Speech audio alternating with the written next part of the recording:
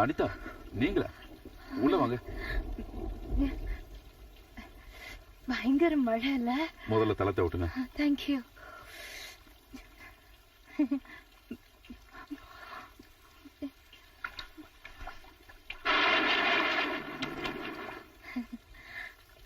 ஆபீஸுக்கு போய் 2 நாள் ஆச்சு. ஒரே மழை, ரோடெல்லாம் முட்டி அளவு தண்ணி. கல்கத்தாவுக்கே சாபம்னு நினைக்கிறேன். 2 நாள் மழை பெஞ்சா போதும். ஆமா, நீ எங்க இந்த மழையில? அவரு ஸ்டேட்ஸுக்கு கிளம்பிட்டாரு. வழி அனுப்புறதுக்காக நான் போயிருந்தேன். ட்ரெயின்ல வரும்போது 2-3 இடத்துல தண்ணி பார்த்தேன். ஆனா இந்த அளவுக்கு பயங்கரமா இருக்குன்னு நினைக்கல. ஸ்டேஷன்ல இருந்து ஒரு டாக்ஸி கூட கிடைக்கல. அப்புறம் நடந்தே வந்துட்டேன். அப்ப நினைச்சே வந்தியா? நான் வரும்போது மழை இல்ல. அதுக்கப்புறம் ஒரு ரிக்ஷா கிடைச்சது. பாதி தூரத்துக்கு அப்புறம் பார்த்தா முட்டி வரைக்கும் தண்ணி இருந்தது. நல்ல வேலை. நீ ரொம்ப ரொம்ப தைரியசாலி பொண்ணுதான். ரோடு எங்க இருக்கு, பள்ளம் எங்க இருக்கு, டிரைனேஜ் எதுன்னு எதுவுமே தெரியாது. ஃப்ளட்னு தெரிஞ்சதும் அவராலே எங்கேயாவது தங்கி இருக்கலாம்ல, இல்ல ஸ்டேஷன்லயே வெயிட்டிங் ரூம்ல தங்கி இருக்கலாம்ல. அங்க எல்லாம் ஒரே கூட்டமா இருந்தது. நான் எப்படியாவது சாந்தி நிகேதனுக்கு போயிடணும். நீங்க எனக்கு கொஞ்சம் ஹெல்ப் பண்றீங்களா? இந்த மழையில எப்படி போறது? இப்ப நான் எங்க போறது? மழை விட்டாதான் போக முடியும். அப்பதான் ரோட்ல இருக்கிற தண்ணி இறங்கும். அது வரைக்கும் நீ இங்கே தங்கிக்க. நீ உள்ள போய் ட்ரெஸ் மாத்திக்க. பெட்ரூம் அங்க இருக்கு. தேங்க்யூ.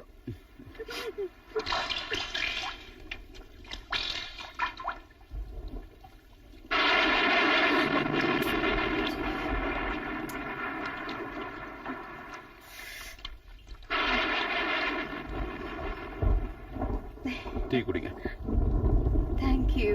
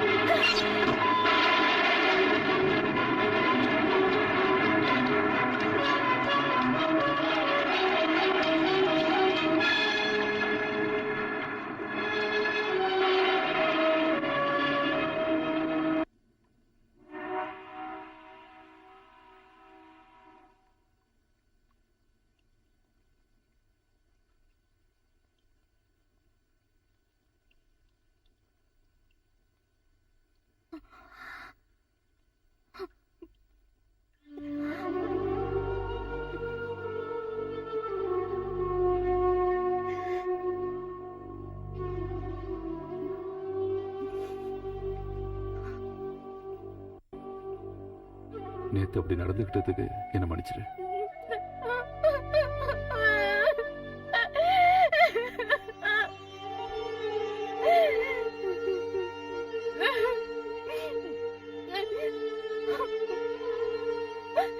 நான் ரொம்ப மோசமானவன், கேவலமானவன். அடைக்கணும் தேடி வந்த உன்கிட்ட போய் நிச்சயம் நான் பண்ண தப்புக்கு மன்னிப்பே கிடையாது. அந்த நேரத்துல என்னையும் மறந்துட்டேன்.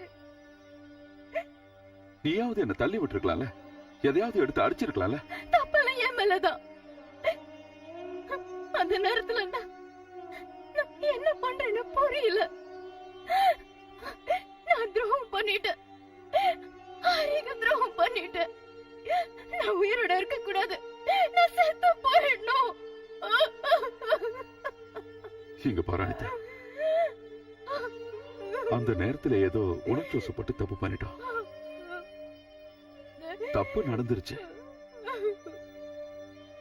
நாம இத ஒரு எழுத்து பிழையா நினைச்சு மறந்துடலாமே. மறக்கிறதா? எப்படி? ஏன் ஹரியை ஏமாத்தி நான் எப்படி வாழ முடியும்?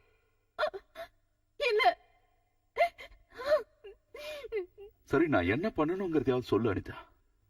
நான் உன்னை கல்யாணம் பண்ணிக்கிட்டுமா?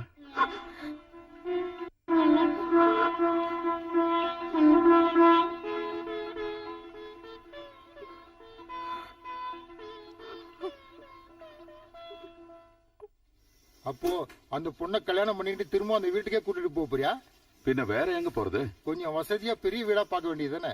குடும்பமும் வாழ வேண்டாமா? அப்போ நீங்களே எங்கேயாவது வீடு இருக்கான்னு பார்த்து சொல்லுங்க. சரி, பாக்குறேன். அந்த பொண்ணோட வீட்டுல சொல்லிட்டல? சொல்லிட்டேன். அம்மாவுக்கும் அண்ணனுக்கும் கூட சொல்லிட்டேன். அனிதா, ஒரு வார்த்தையாவது என்கிட்ட பேசலாம்ல? ஒரு வாரம் ஆயும் ஒரே வீட்டுல இருந்துகிட்டு யாரோ மாதிரி இருக்கும். இதுக்கு ஒரு முடிவே இல்லையா? அப்புறம் எதுக்காக கல்யாணத்துக்கு மட்டும் ஒத்துக்கிட்ட? என்ன இப்படி தண்டிக்கவா, இல்ல உன்னை தண்டிச்சுக்குவா? வாயை திறந்து ஏதாவது பேசு. ஓ, ஏதோ லெட்டர் வந்திருக்கு போல இருக்கு. To mister Chandradas, brutal but congratulations, doctor Harikumar. ஆமா, புரூட்டல் தான், கொடுமை தான் நடந்தது. ஆனா முடிஞ்சிருச்சுல்ல. இதுக்கு நாம 2 பேரும் மட்டும் காரணம் இல்ல, விதி. இது எல்லாத்துக்கும் விதி தான் காரணம். நமக்குள்ள இப்படி நடக்கும்னு நினைக்கலையே. ஆனா இப்போ நம்ம 2 பேரும் இதை ஏத்துக்கிட்டு தான் ஆகணும். உன் ஹரி அளவுக்கு நான் பெரிய ஆளு இல்ல, டாக்டரோ இல்ல இன்ஜினியரோ இல்ல. ஒரு சாதாரண மனுஷன், நடுத்தர வர்க்கத்தை சேர்ந்த சராசரி மனுஷன். என்ன வெறுக்கலாம், என்ன திட்டலாம், ஆனா அவமானப்படுத்தினா என்னால தாங்கிக்க முடியாது. அனிதா, போராட்டத்துல என் வாழ்க்கையை தொலைச்சவனா, குடும்பம், மனைவி, குழந்தைங்க, இதையெல்லாம் நான் என்னைக்குமே எதிர்பார்த்ததில்ல. ஆனா இனிமே என்னோட வாழ்க்கையில ஒவ்வொரு நாளும் உனக்காக தான் வரப்போறேன். முழுசா நீ என்னை ஏத்துக்க மாட்டேன்னு எனக்கு தெரியும். நான் உன் மேல வச்சிருக்கிற பாசத்துல 100 ஒரு பகுதியை நீ என் மேல வச்ச போதும். உன்கிட்ட நான் எதிர்பார்க்கறது அதான். Anitha,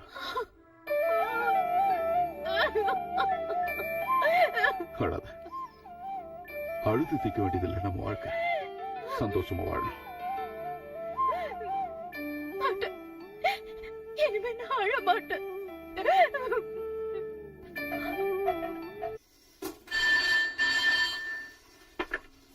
hello, India times. ஆமா, சந்திரதாஸா? எங்க இருந்து? ஹோட்டல் பேர் என்ன? Room number? உடனே வரேன்.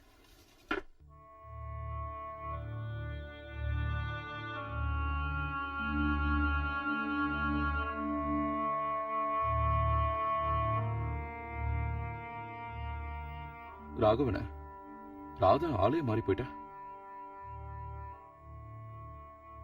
ஜோசப் இறந்த விஷயம் உனக்கு தெரியாதா?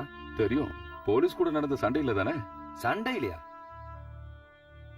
பத்திரிகைக்காரங்க அப்படித்தானே சொல்லுவீங்க. பாவம் அவன். அவன் நம்மளை விட நல்லவன். நாமெல்லாம் ஜெயில இருந்தப்ப அவன் ஒருத்தனா இருந்து போராடினான். 4-5 வருஷம் தலைமறைவா இருந்தான். எப்படியும் அவனை பிடிச்சிருவாங்கன்னு தெரிஞ்ச உடனே அவனே போய் போலீஸ்ல சரண்டர் ஆயிட்டான். அதுவும் இவ சொன்னதனால சரண்டர் ஆனான். இவ அவனை விரும்பினான், கல்யாணம் பண்ணிக்கணும்னு ஆசைப்பட்டா. அதுக்கப்புறம் தான் ஜோசப் சண்டையில இறந்துட்டான்னு நாங்க கேள்விப்பட்டோம். அவனை கொன்னுட்டாங்கடா, அடிச்சு சித்திரவதை பண்ணி அப்புறம் ஷூட் பண்ணிட்டாங்க. சர்க்கிள் இன்ஸ்பெக்டர் ஜார்ஜ் தாமஸ் தான் அதை பண்ணாரு. அதுக்கு அரசாங்கம் அவனுக்கு பரிசு வேற கொடுத்தது, சர்வீஸ் என்ட்ரி. ஆனா உண்மையான குட் சர்வீஸ் என்ட்ரி அவனுக்கு கிடைச்சது 4 நாளைக்கு முன்னாடி. 4-5 பசங்களும் அவங்களோட இவளுமா சேர்ந்து அவனை கோட்டர்ஸ்லயே போட்டு தள்ளிட்டாங்க. என்ன புரியலையா? கொன்னுட்டாங்க. தூக்கத்திலேயே யாருக்கும் தெரியாம கொன்னுட்டாங்க. தப்பு இல்லல? இல்ல. அவன் செஞ்சதுக்கு இது வேணும். இப்போதைக்கு எனக்கு இவ மட்டும்தான் இருக்கா. இவ போலீஸ் கையில மாட்டாம இருக்க நாம தான் இவளுக்கு உதவி பண்ணணும். ராதாவை என்கிட்ட ஒப்படைச்சிட்டு அவர் திரும்ப போயிட்டாரு. அவளுக்கு லேடிஸ் மட்டுமே நடத்துற ஒரு எக்ஸ்போர்ட் கம்பெனில வேலையும் வாங்கி கொடுத்துட்டேன். கடைக்கு பின்னாடி இருக்கிற ஒரு சின்ன ரூம்ல தங்கறதுக்கு இடமும் கிடைச்சது. சம்பளம் ரொம்ப கம்மி. தினம் தினம் போராட்டம் தான். ஆனா கொஞ்ச நாளைக்கு தலைமறைவா தங்கலாம், யாருக்கும் எந்த சந்தேகமும் வராது.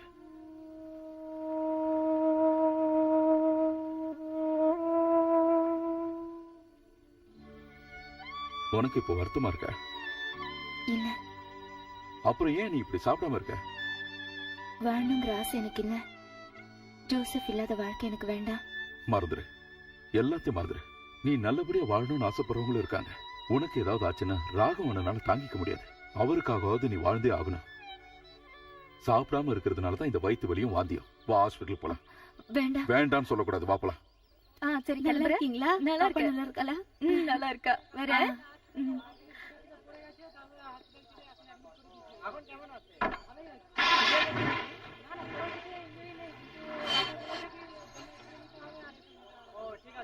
சரி சரி சரி சரி, அழாத கண்ணா, என் சொல்லல. அங்க பாரு, அங்க பாரு.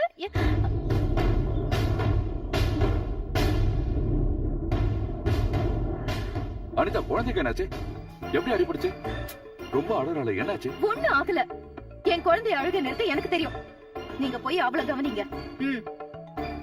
அனிதா, இவ யாருன்னு தெரியுமா? நான் எதையும் கேட்க விரும்பல.